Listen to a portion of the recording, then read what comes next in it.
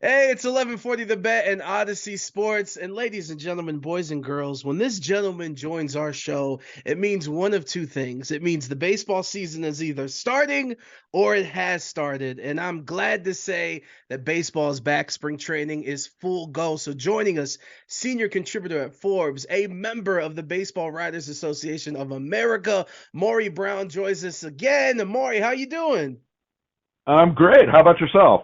I'm doing good. I'm glad baseball's back. This weekend was a little bit of chaos, and let's just go straight into that chaos because of all the rule changes, specifically that pitch clock, which also did shorten games, which I believe was the intention. So I guess my first question is this: is this just something that's going to take a couple months for everybody to get used to and straighten out? Yeah, I believe so, and I think the league understands this, right? And that's why spring training is a month long. They were hoping to get the kinks worked out of it.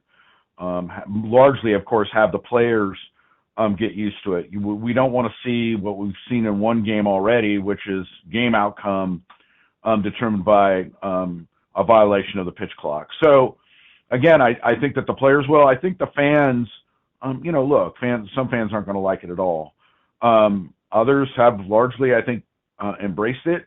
It is one of those things to where it'll take some getting used to. But again, once the regular season gets going and a lot of people have their attention on baseball, I think that it will become something that's in the background pretty quick for fans watching the game. I do want to ask you because you did say like no one wants the game to end that way, which I think you're right. But there is a part of me, and I'm wondering if you kind of agree, or at least somewhat agree. Do you think baseball wants some of this chaos? Because not only the pitch clock, but the new rules with balks and like some of the rule changes, like there's gonna be people that are gonna be upset when they get called for this. Controversy talking about it. I mean, look, baseball's kind of been built around that forever. I mean, all one has to do is look at how, Hall of Fame voting goes to understand how fans are passionate about the game and that, we're having this discussion about it. But look, I mean, the biggest reason is games had gotten to ridiculously long lengths. I posted this to my Twitter account, but somebody overlaid the entire Kentucky Derby over a Zach Greinke pitch sequence that had two pitches involved with a batter, and the entire Kentucky Derby was run in the time that it took two pitches to be thrown. I Wow. mean, that's crazy. When we get into stuff like that, right? Something had been. What you're going to see are game links to what they were in the quote unquote good old days. I mean, we didn't have a problem with this in the 60s, 70s, even as late as the 80s and early 90s. What people I think are upset about is the idea that we have to use a pitch clock to make this happen. Clocks, people are like, clocks shouldn't be in baseball. But again, it's about keeping fans' interest, especially on television, and of course bringing in new fans, right? That maybe thought that baseball was getting really slothy, and trying to bring in new fans that may not see it that way anymore. And before we get into the economics and everything going on with the RSNs, I do want to ask you just in terms of big picture and everything else that's being changed, the rule changes, the bigger bases, the shift, like everything that's changing going into this season. What do you make of everything? Well, it's designed to increase action. I mean, you're going to see more stolen bases. You're going to see more balls that'll basically squirt through the infield that before would have been just weakly grounded into the shift.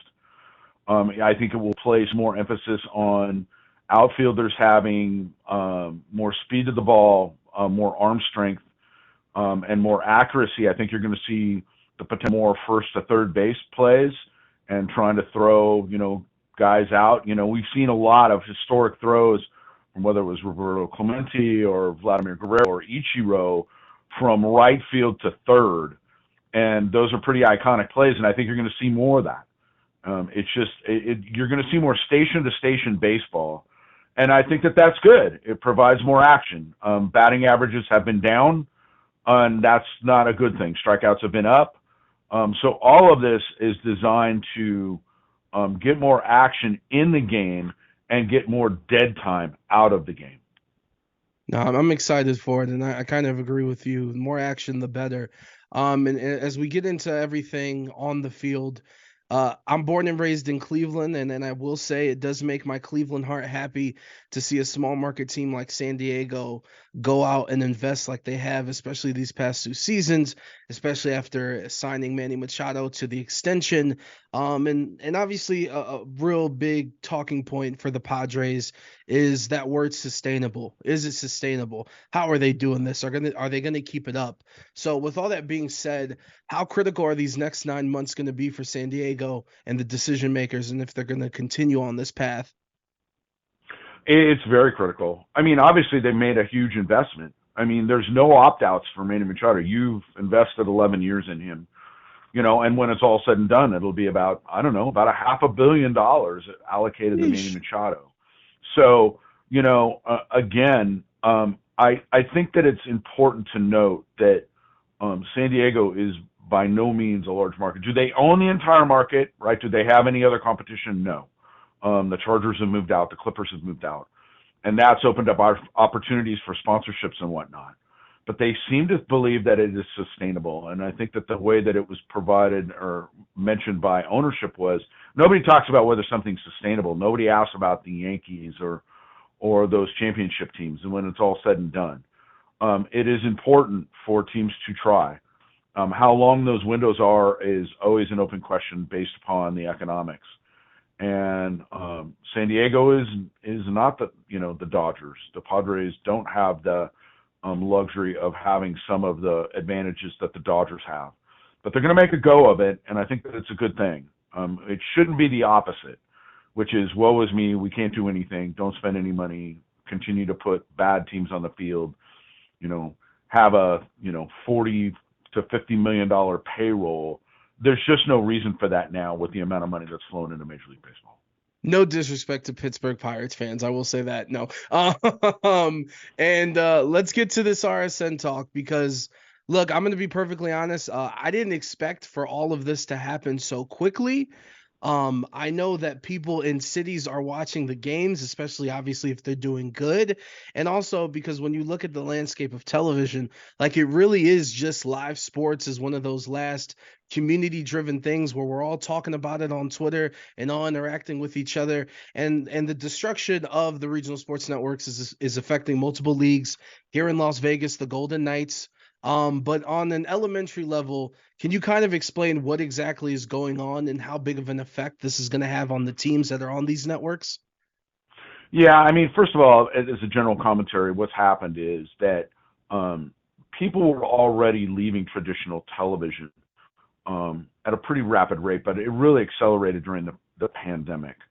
And the advantage to traditional television through whether you're, a DirecTV or a Comcast or Cox or whatever your distributor is, right, is your programming's bundled. And that allowed for a large amount of money to go out with these regional sports network deals for all the reasons that you mentioned. And, some people may not want to watch QVC and may not want to watch, HDTV or whatever it is. But sports as a general rule is unpredictable and pretty dramatic. And therefore, in the DVR age, people want to see it live. So it has extra value. The problem is, of course, as these subscribers have left, the abilities for these distributors to go ahead and pay out has become less and less. And so what's happening is that between cord cutting and whatnot, the regional sports networks have been under financial pressure. Some of it is of their own doing in terms of these Valley sports networks.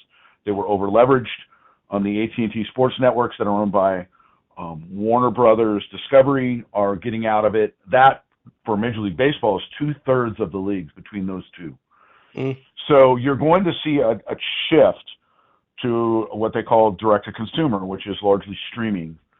That'll be made available. The league has said that they're ready to go today if they need to where they'll offer up some way for everybody to do that. And the advantage to that is the blackouts will go away. So for Las Vegas, it's a pretty big deal, right? I mean, there's 6 teams that are blacked out in Las Vegas. It's crazy. All that would go away. So that's the advantage. The disadvantage is that when you go direct to consumer, those contracts, right, you're going to the consumer. There are no contracts. You might get them on a yearly subscription, but if you don't have a good product, people will just walk away. So there'll be some pressure there, and I don't think the overall money will be the same, although costs can be cut and whatnot. So it's a significant shift for the clubs in terms of where their what they call cost certainty is. You don't have the ability to lock in a deal for 5 or maybe 10 years. Now it'll be direct to the consumers on a yearly basis at best. And that is difficult when you're trying to plan out your budget and whatnot. So it does throw some stuff in there. Now, a lot of people saw this coming, or they should have. Certainly with the Bally Sports stuff. I mean, they took a $600 million cash infusion in prior. So it's like people saw this coming. I just think that it accelerated at a faster pace than maybe they thought. And let me ask you, and I don't know how much people care about this, but to be quite frank, I'm fascinated by it all. Do you think that if ESPN, if Disney wasn't forced to sell off the RSNs like they were and sell it to Bally's, do you think they would still be in the same predicament that Bally's is right now? No, I don't. And the reason for that is Bally, which for those that don't know, it's kind of a three-headed thing. Sinclair started a company called Diamond Sports Group, and Diamond Sports Group reached a deal with Bally and skinned it as Bally Sports. Anyway, the bottom line is when Sinclair got involved in this thing, they over-leveraged themselves. I mean, right out of the gate, they just took on a bunch of debt. And then as subscribers left, they couldn't meet their debt payments, and now they're about ready to go into Chapter 11. That would not have happened with Disney. And for those that don't know, the reason that they had to sell that stuff off is the feds saw it as a monopoly. When you took all those regional sports networks on top of ESPN, it did start to look like a monopoly. But no, I don't think that would have happened. And that therein lies, I think, the problem. That is actually part of the acceleration process, was because so many of those regional sports networks were under Disney's ownership. It impacts when something goes bad for them. It impacts a lot of teams really fast. And so again, it's just that's been the acceleration factor. This pending Chapter 11 by what is the Bally Sports regional sports networks. And with all that being said, I guess you could say MLS was kind of the smart one by making the choice to say, as a league, not individual teams, we are signing all the teams to go to Apple, one partner for the entire league. And look, as we talk about the death of RSNs and online, people complain about Bally's. I actually give them credit. This year, they actually updated the app, and it's kind of seamless and like super interactive. So it kind of makes me upset. But this idea that I think Adam Silver in the NBA was one of the first that, hey, maybe we just charge $1.99 per game if you want to watch it. I just see this as people are basically going to complain about having to buy MLB TV, which is essentially what's going to happen if they distribute it. I feel like they're going to say, hey, it's too expensive, or just whatever people want to say about it. I guess my question is, do you really think going direct to consumer is the solution, or is it really the only option that they can do? Well, I think it's a little of both. I look, they're being shoved into a corner. All the leagues are. Yeah. But the one thing that I've heard about this, right, and this is convenient for a league that has been so bad with blackouts. They see this now, because they're being forced into this, as like, all right, let's reach as many people as possible. So we're going to lift all the blackouts. Now, you mentioned $1.99 a game. Nobody has seen what the pay model would be for this, right? So let's say I'm a Padres fan and I want to buy the Padres app. Whether it would be a yearly sub, where they would have it for 6 months, whether you could get it on an individual game basis. But they've made it pretty clear that they want to reach as many people as possible. And given the fact that it's pretty clear that in the streaming age and going to direct to consumer, the amount of money right now is never going to come close to what they get with traditional TV deals. So you're going to try and maximize how many people you can reach. So however flexible they need to make this thing, that's for the brain trust at the leagues to figure out.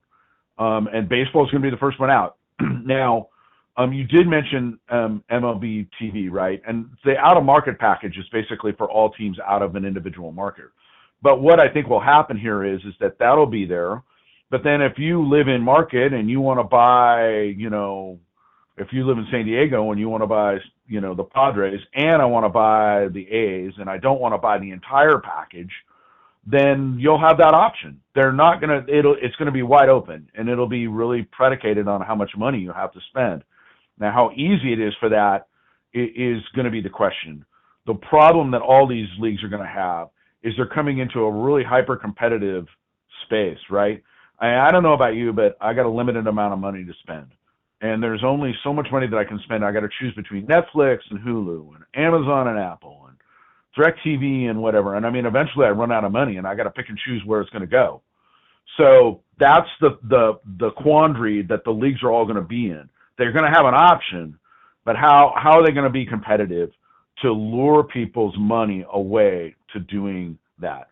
In the here and now, the big problem is really going to be if the Chapter 11 thing happens and Major League Baseball goes, okay, we're going to take those rights back and go straight direct to consumer. Well, if I have DirecTV Stream and I'm paying for that, I'm no longer going to have it there, and I'm going to have to go buy a secondary thing. And again, nobody knows what that's going to look like. And so it is going to cost a little bit extra in the short term. How many people walk away from their traditional cable services, right, or satellite provider? I guess we're going to have to see. We do know that people are leaving it in a pretty rapid rate. It seems interesting now that they actually don't own BAMTech no more, because for so many years, no matter what you say about the on-field being slow, they were ahead of the curve with all that streaming stuff. Maury Brown joining us here, the Bet Las Vegas. Be sure to follow him on Twitter at BizBallMaury. And look, this reckoning is like, to me, from a small market perspective, I know where the team gets a lot of money and like, yeah, we can use this money to get some players and be competitive. I just brought it up. The BAMTech was one. The TV deals were another. Stadium deals, like to name the stadium after Allstate or whatever company, the Pepsi Stadium, whatever you want to call it, that for years it seemed like that's gone downhill. And now I guess you could put logos on jerseys. Like at this point for small market teams, this is terrible, right? Like where is the money going to come from now? Yeah, I mean, a couple of things. First of all, the BAMTech thing was kind of outside of Major League Baseball. They still have their streaming business and still make a lot of money off of it. The BAMTech thing, for people that don't know, is now Disney Plus and ESPN Plus. They were so good, they spun up a second company. That's how good Major League Baseball is at streaming. But what they've done, and I think is going to happen and continue to happen, is they're going to grow the centralized money. And what that means is money that's dispersed evenly across all the teams. And local stuff still matters. I mean, a patch deal for the Pirates is not going to be the same as a patch deal for the Yankees. I mean, let's just be honest about it. And there is this disparity. Now, the thing that's concerning if you're a player in Major League Baseball is the league has fired up an economic reform committee. And they see that as code for we're going to try and institute salary cap. I think that one of the questions that I have for Rob Manfred, if I ever get a chance to talk to him, is, are you going to increase the amount of centralized money? Like, are you going to continue to do more league-wide sponsorships, figure out ways to do that? This, of course, comes in the form of like BetMGM, and there are new revenue streams that continue to come in to all sports. So I think that they will grow. My inclination is to say that they will continue to grow that percentage. It will never be like the NFL, but they'll grow that. And then I think that at some point that they have, and this is something they have to negotiate with the players, is increased revenue sharing. But I do think they're going to try and claw back salaries with the players. They're going to try and do something, whether it's in the form of we want to go for a hard cap at the, I think it's pretty clear that if that happens, we lost a World Series over it, and I think it would absolutely happen again. So I think that they will figure out a way to try and do something that looks like a cap and walks like a cap but isn't called a cap. And that'll be something that'll happen in 2026. So we got a few years before we got to worry about that. Maury, I'm laughing because I'm like, I don't want you back on the show again to talk about a strike. We did that already. I guess my last question here, because honestly, I could talk to you about all this stuff for hours, but to me now, this is a crossroads because let's be honest, the fan base of baseball is older, and they're now going to have to know how to use the toys. Whereas the fan base that isn't watching is using the toys. So now the sport's going to where the younger audience is. So there's the crossword there. And how do you see the league? And basically, because this isn't just baseball, this is hockey, this is the NBA. How do you see leagues kind of working this fine line into the future of the older generation and the younger generation? Well, the younger generation's already there. I mean, and God bless them for that, because I mean, progress moves forward. I think that people that have been stuck in their ways will have to figure it out, just like they had to figure out how to use their iPhone or how to They use a hated Apple computer. TV last year. They hate it. Well, and you know, it is. It is one of those things to where when you have something new like that come along, it does create it. I mean, it's so funny. For the longest time, people said just give me what I want. I don't want to pay for all these channels that I'm never going to use. And then, of course, the landscape comes along and says, okay, here's where you can go and get that stuff. And you're like, whoa, whoa, whoa. No, I got all these options. Just put it back in one place. Exactly. So, everybody wants it. They want to have their cake and eat it too. And I think it's pretty obvious that we're not there. I think the older generation is just going to have to figure it out. And quite honestly, there's no choice at this point. I mean, again, the traditional cable thing. Now, granted, just folks know, Major League Baseball, if they take over rights, they're going to shop this stuff on their own. They'll go directly to, again, to DirecTV or Comcast or Cox or whoever the distributor is, and sell the rights to get it on television, because it's still a lot of people. It's just that, again, streaming continues to grow. Smart TVs make that way too easy. I mean, your television now isn't a television. It's just a really big, computer, if you want to think about it that way. You're using apps on your smart TV, and that's how people are starting to get stuff. So, or you can yell into the remote now. You can yell into the remote. Put on the Padres, and it'll go. Can I yell into my remote and make umpires get balls and strikes better? That's the future that I'd like to see. But, all things, like I said, it is, I think the big thing, right, is that some of what is happening is baseball trying to address and retain their audience, right, and have it in a competitive space. The other thing is, I do believe is part of it is the outside technology thing that is just happening. And there's nothing that baseball can do about some of this stuff. And therefore, some of it is out of their control and some of it is. And again, that what they're trying to do obviously is keep fans and bring in new ones. Last question, another sidebar. Should I not be terrified as like a Guardians fan or a Rays fan, a Pirates fan, Marlins fan, where my team already, it feels like I'm pulling at strings to get them to spend money? Like, this is devastating, right? Or am I being dramatic? Well, I mean, so if you looked at it on the face of it with less money and the economic disparity, I mean, that economic reform committee clearly shows that there's going to be an increase in the have and have-nots. But I would come back to the Padres, and I would come back to the Guardians, right? And I could come back to the Rays. The Padres show that you can spend and be competitive. There's a waiting list for people to get season tickets. So clearly winning cures all ills for them. So the other thing is the Guardians seem to have been pretty good with a low budget. The Rays have been good. You have to be smart. I mean, that's the core thing. You don't, the Pirates, you can't give the Pirates a pass. You can't cry, oh, we don't have the money and we're not going to spend. Fine, then be smart. I mean, you're either stupid in your front office or you're stupid for not spending. I mean, you can't have it both ways. So, again, and then the A's are the same way. So these are I think this will force them. They're going to have to become competitive because, again, you can't sit there and just sit on your hind end with a 5 or 10 year television deal anymore. You're going to go direct to consumers. And when that happens, you better have a good product or people are going to walk. Damn.